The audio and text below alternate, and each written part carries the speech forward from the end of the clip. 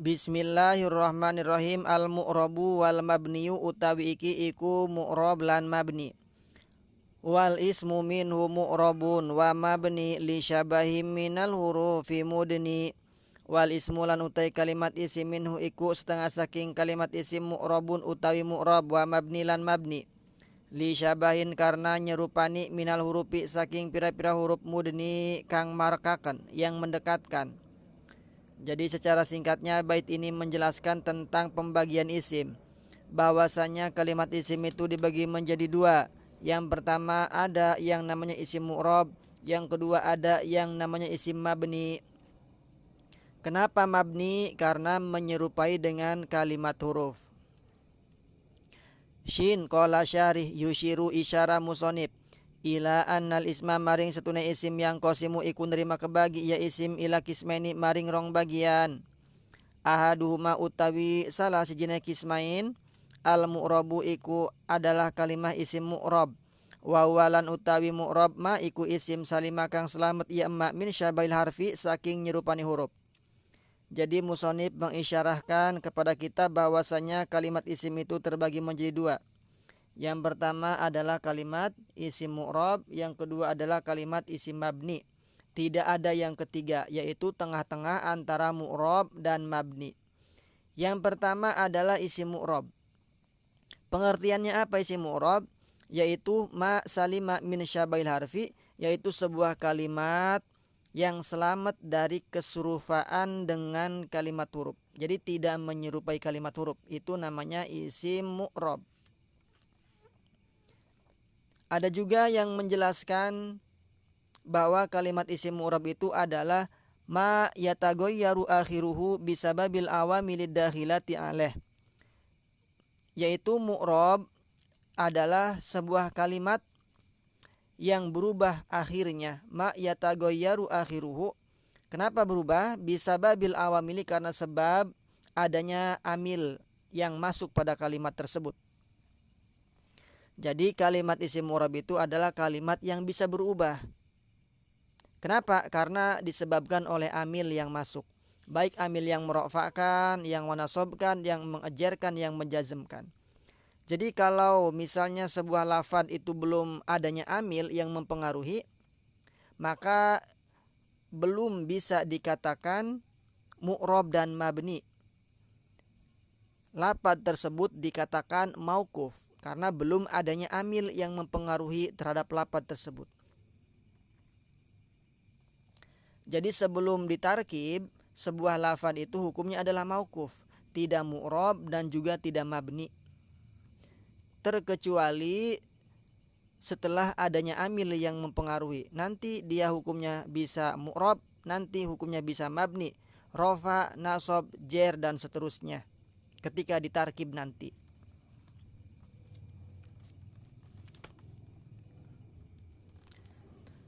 Nah, kemudian perubahan pada isim mu'rab ini perubahannya dibagi menjadi dua.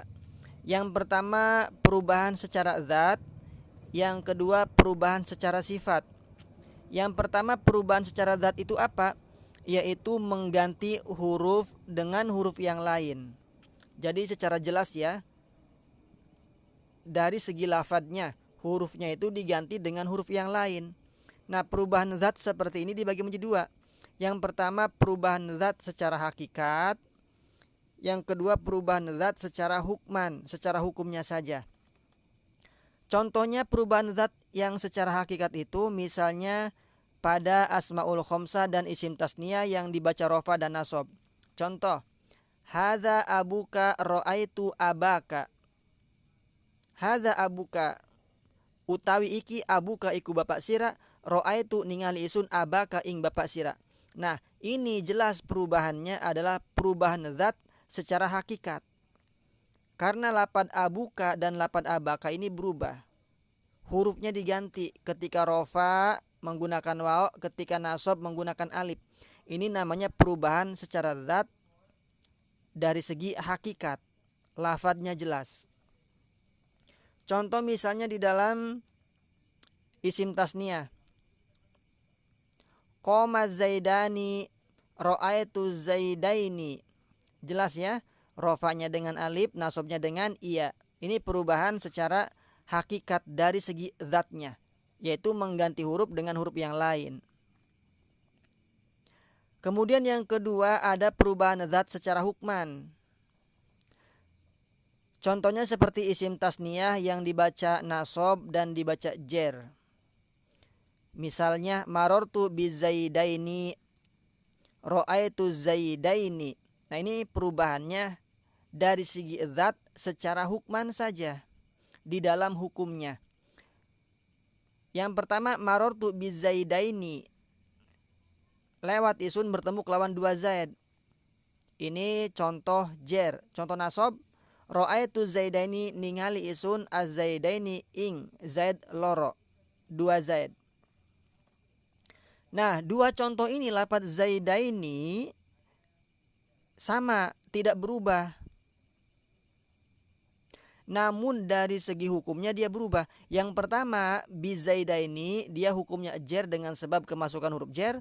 Yang kedua ro'aitu zaidaini, ini hukumnya dia nasab menjadi maf'ul. Dari segi lafadznya dia tidak berubah, namun dari segi hukumnya lafadz zaidaini ini berubah. Yang pertama dengan sebab jer, yang kedua nasab sebab menjadi maf'ul bih. Ini perubahan zat secara hukman. Kalau tadi secara hakikat, hadza abuka, ro'aitu abaka, jelas mengganti huruf dengan huruf yang lain. Ini perubahan dari segi zat, ada hakikat, ada hukman. Yang kedua perubahan dari segi sifat ya, dari segi sifat. Kalau perubahan zat mengganti huruf dengan huruf yang lain, kalau perubahan dari segi sifat nanti mengganti harokat dengan harokat yang lain. Itu perbedaannya. Jadi kalau perubahan secara sifat dia mengganti harokat dengan harokat yang lain. Perubahan secara sifat ini juga sama dibagi menjadi dua. Ada perubahan sifat hakiki, ada juga perubahan sifat secara hukman, secara hukumnya saja. Secara hakiki, misalnya seperti jama muannas salim yang rofa dan nasab. Ro'aitul muslimati, ja'al muslimatu. Ja'al muslimatu, wistaka al muslimatu, sapa pira-pira wadon muslimah. Ro'aitul muslimati, ningali isun ing pira-pira wadon muslimah. Nah, ini contoh perubahan secara hakiki pada jama muannas salim. Yang pertama ja'al muslimatu, ini al muslimatu dibaca rofa karena menjadi fa'il, tandanya dengan domah, jelas ya dengan domah. Kemudian ketika tingkah nasab dibaca ro'aitul muslimati. Nah, ini perubahan secara sifat hakiki, yaitu mengganti harokat dengan harokat yang lain, bukan mengganti huruf dengan huruf yang lain. Kalau mengganti huruf adalah perubahan secara zat, ini secara sifat hakiki, jelas kelihatan. Yang kedua perubahan dari segi sifat, ada yang namanya perubahan sifat secara hukum. Contohnya pada jama muannas salim yang nasab dan jer. Contoh, marortu bil muslimati, ro'aitul muslimati. Contohnya sama ya, lafadz al muslimati, yaitu jama muannas salim ketika nasab dan jer. Yang pertama marortu bil muslimati, dia perubahan sifat secara hukum. Lafadznya al muslimati, dia hukumnya ejer karena sebab kemasukan huruf jer ba. Marortu bil muslimati. Dengan contoh ro'aitul muslimati, ningali isun ing pira-pira wadon muslim. Nah, lafadz ro'aitul muslimati al muslimati sama marortu bil muslimati bil muslimati, lafadznya sama, harokatnya sama. Tapi yang menjadi pembeda adalah dari segi hukum. Yang pertama bil muslimati jer, yang kedua al muslimati ini menjadi maf'ul bih. Nah, itu perubahan sifat dari segi hukum. Jadi saya ulangi, perubahan itu dibagi menjadi dua. Ada perubahan zat, yaitu mengganti huruf dengan huruf. Perubahan zat ini dibagi dua, ada perubahan zat hakikat, ada perubahan zat secara hukumnya saja, hukman. Yang kedua, ada perubahan sifat. Perubahan sifat ini mengganti harokat dengan harokat. Perubahan sifat ini dibagi dua juga. Ada perubahan sifat hakiki, ada juga perubahan sifat secara hukman, secara hukumnya saja.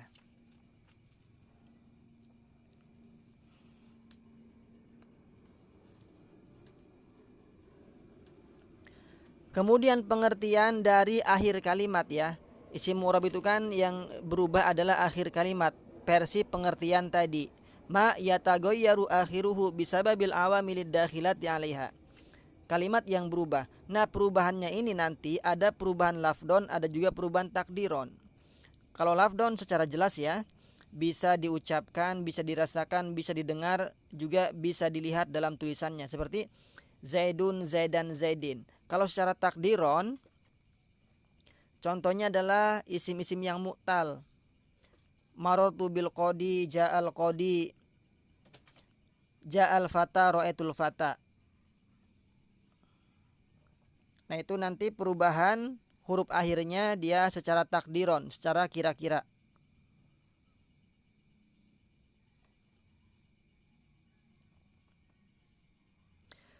Lalu musonib kenapa mendahulukan isim mu'rab daripada isim yang mabni?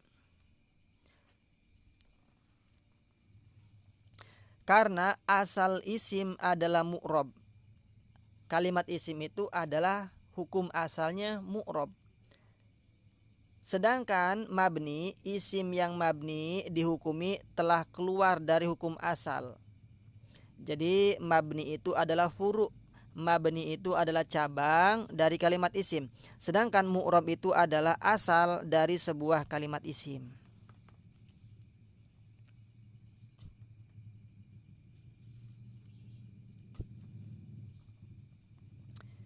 Kita lanjutkan. Wasani lan utawi kang kaping do al mabni iku adalah isim mabni wa huwa lan utawi isim mabni ma asbaha iku isim asbaha kang nyerupani ya ma al harfa ing huruf. Wa huwa lan utawi ma asbal harfa al makna iku makna biqauli lawan ucapan musonib lapat li syabahim minal hurufi mudni. Jadi pembagian isim yang kedua namanya adalah isim yang mabni atau tetap artinya, yaitu tidak berubah. Kalau mu'rab berubah, mabni tetap tidak berubah. Pengertiannya apa? Di sini wa huwa ma asbahal harfa, yaitu isim mabni adalah isim yang menyerupai dengan kalimat huruf. Nah, ini sesuai dengan makna ucapan musonib lapad li syabahi minal hurufi mudni. Ae maksudnya tegese li syabahin karena nyerupani muqorribin kang marakaken minal hurufi saking pira-pira huruf. Jadi keserupaannya adalah keserupaan yang mendekatkan dengan kalimat huruf. Jadi keserupaannya ini ada yang kuat, ada yang tidak kuat. Isim yang menyerupai dengan kalimat huruf keserupaannya ini kuat, maka dinamakan isim yang mabni. Tapi kalau dia menyerupai dengan huruf tidak kuat, tetap dia dinamakan isim yang mu'rab. Seperti lapad ayun, ayun. Baik ayun yang mausul, istifham ataupun syartiyah. Lapad ayun ini dia memiliki keserupaan dengan kalimat huruf, syibeh huruf, yaitu dalam menyempurnakan maknanya dia selalu membutuhkan pada lapad lain. Tapi lapad ayun ini dia dihukumi mu'rab. Kenapa? Karena dia keserupaan dengan huruf hukumnya lemah, tidak kuat.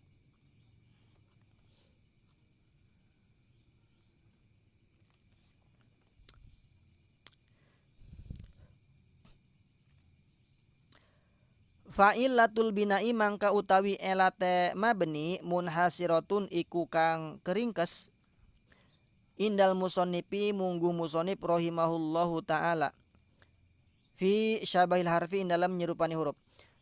Summa nawa al musonnifu kari-kari ngewarna-warna al musonnifu sapa musonib wujuh syabahi inda ing pira-pira wajah syibeh, wajah keserupaan. fil baitaini ing dalam dua bait alladzaini ba'da hadzal baiti kang tetep ing dalam sewise ikilah bait.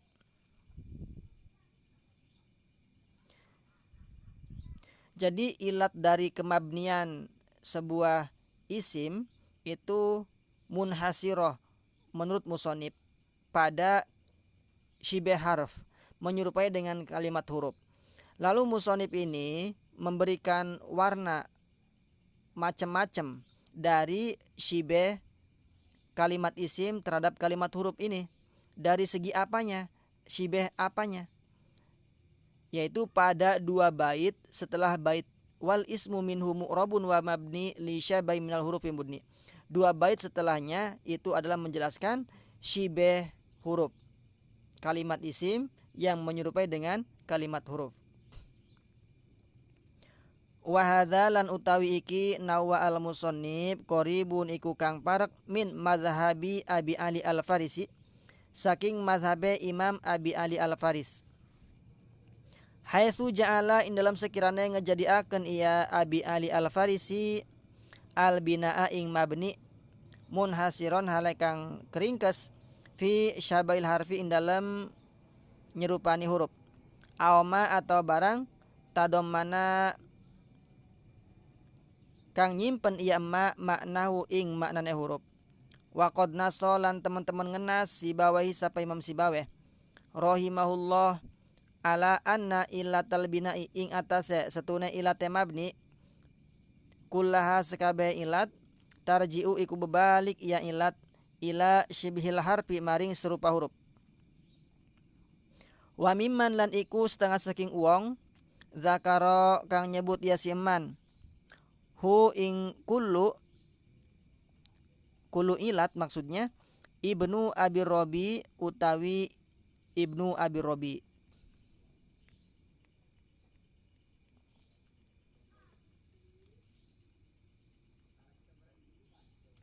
Pendapat musonib ini pendapat yang dekat ya dengan mazhabnya Imam Abi Ali Al-Farisi. Beliau juga sama menjadikan terhadap mabni itu adalah munhasir, terbatas atau keringkes ya, pada syibeh huruf saja atau sesuatu yang mengandung terhadap maknanya huruf tadi. Lalu Imam Sibaweh juga telah memberikan nas keterangan bahwa ilat dari kemabnian itu seluruhnya itu tarji'u ila syibhil harfi, kembali kepada syibeh huruf. Nah, begitu juga dikatakan oleh Imam Ibnu Abi Robi. Jadi kesimpulannya kalimat isim itu dibagi dua, ada isim mu'rab, ada isim mabni. Secara singkatnya maknanya mu'rab itu berubah, mabni itu tetap tidak berubah. Isim mu'rab ini dia tidak menyerupai huruf ya. Nanti bisa juga disebut dengan isim mutamakin. Kemudian isim mabni ini isim yang menyerupai huruf, nanti disebutnya goer mutamakin. Lalu isim mutamakin ini dibagi menjadi dua. Ada namanya mutamakin amkan, yang pertama. Yang kedua ada mutamakin goer amkan. Mutamakin dibagi dua, ada mutamakin amkan, ada mutamakin goer amkan. Kalau mutamakin amkan ini adalah munsorib. Kalau mutamakin goer amkan ini dia adalah goer munsorib.